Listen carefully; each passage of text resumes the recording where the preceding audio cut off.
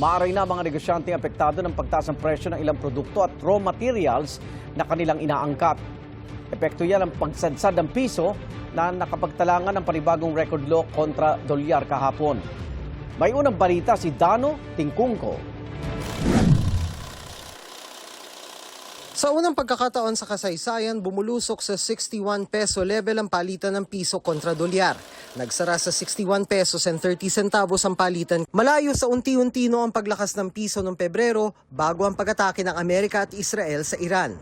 Mula nang magsimula ang giyera, 9 na beses nang pumalo sa record low ang palitan.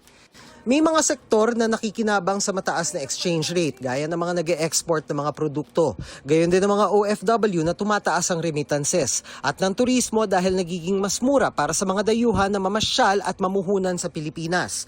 Pero nagdudulot din ito ng pagbilis ng inflation na ramdam ng lahat ng sektor dahil mas mahal bumili ng imported na produkto at raw materials gaya ng langis at bigas.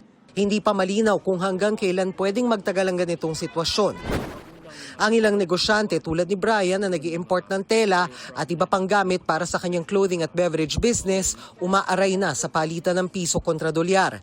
Isang diskarte raw nila ang pag-abang sa piso tuwing lalakas para makabili sila ng dolyar pambayad sa suppliers. Pero mula raw nang lumagpas sa 60 pesos ang piso, nasagad na raw ang mga paraan nila para makatipid. Well, unang buwan, nung nagkaroon ng oil problem, na pagtaas ng presyo ng oil, tinry pa nakuin yung pagtaas ng cost ng raw materials. Pero may hindi na kaya namin mga retailers and importers na kunin yung maintain yung prices. So we're really personally praying and hoping na bumaba na talaga yung exchange rate na to dahil we can only do so much on our level. So I hope the government does something about this. May epekto rin ang exchange rate sa singil sa tubig.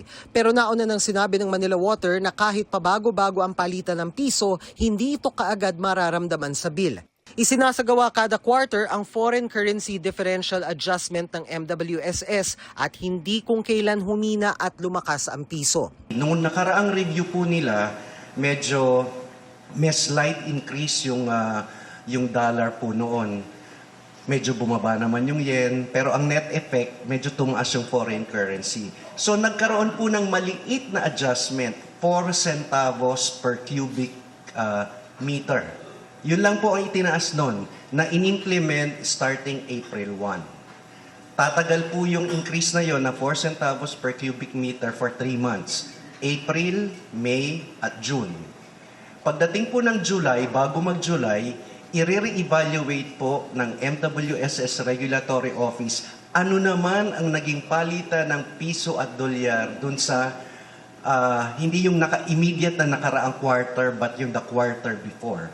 Kung tumaas po yung halaga ng dolyar at medyo humina ang piso, then pwedeng by July, pwede pong magkaroon ng bahagyang adjustment na naman. Pero kung lumakas po ang piso kontra banyagang pananalapi, pwede pong bumaba yung presyo ng tubig.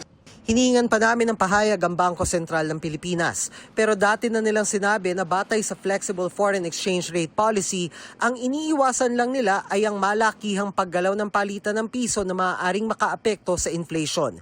Hindi raw nito polisiya na maipako ang piso sa iisang level. Ito ang unang balita, Dano Tingkungko, GMA News.